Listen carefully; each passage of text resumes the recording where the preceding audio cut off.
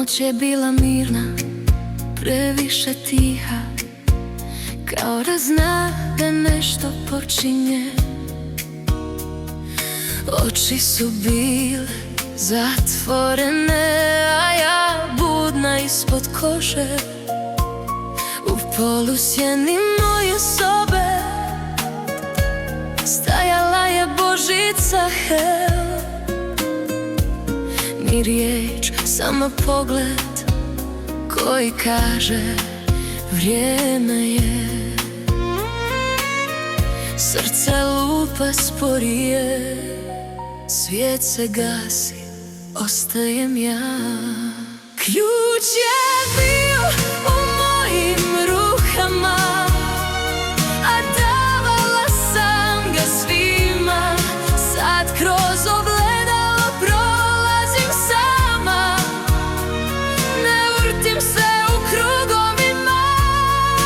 Pa kao ja bio navika, dečiji tuđi put. Sad biram sebe prvi put sam. Ista lica, iste priče, vraćam se gdje ne pripadam. Dijelila sam svoje vrijeme onima koji ne vide me. Sa stare verzije mene ostale su iza sna, kao glas koji više nema pravo na moj dan. Dodir na mom dlanu i sve mi postaje jasno.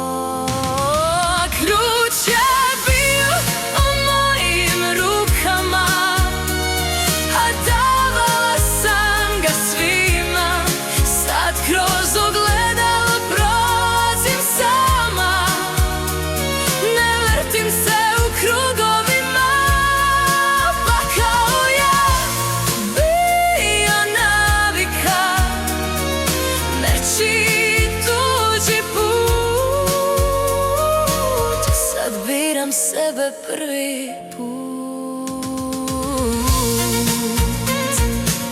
Ne čekam znak da tražim spas, Božica Hel mi pokazala.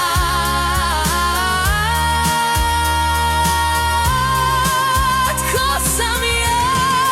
Ključ je sada u mojim rukama, više ga ne dam nikome. Iz ovog života izlazim nova i vraćam se po svoje.